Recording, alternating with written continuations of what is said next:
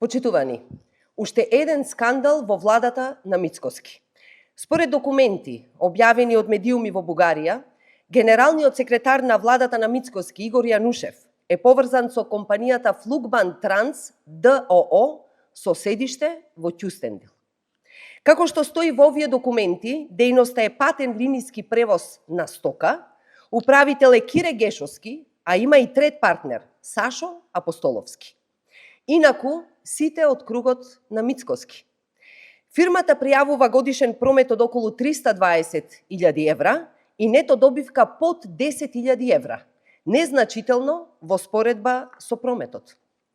Генералниот секретар на владата Игор Јанушев има бугарски пасош, односно е бугарски државјанин.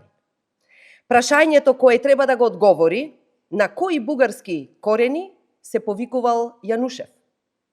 Сега излегуваат информации дека е поврзан и со фирма во Бугарија.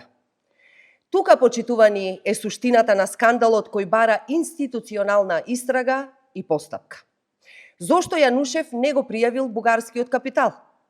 Во ниту еден од своите анкетни листови, поднесени до Државната комисија за спречување корупција, Јанушев нема наведено дека е поврзан со фирма во Бугарија. Зошто? Очекуваме сите надлежни институции да постапат, да отворат предмет и да ја информираат јавноста. За давање лажни податоци за имотната состојба на функционерите им се заканува затворска казна од 6 месеци до 5 години. Почитувани, ова не е изолиран случај. Ова е дел од пошироката слика за лицемерието и лажниот однос на владата кон граѓаните. Додека Мицкоски и неговите најблиски соработници имаат бизнис интереси во Бугарија, истовремено ја блокираат европската интеграција на Македонија.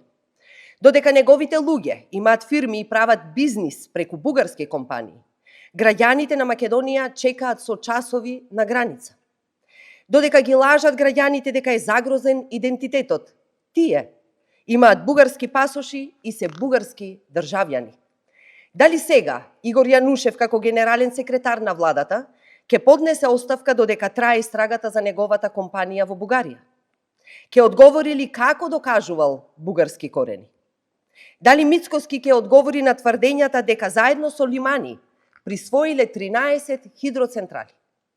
И кога конечно ќе престане оваа политика на двојни стандарди? Граѓаните на Македонија заслужуваат влада која работи за нив, а не за своите бизнис интереси во Бугарија. Ви благодарам.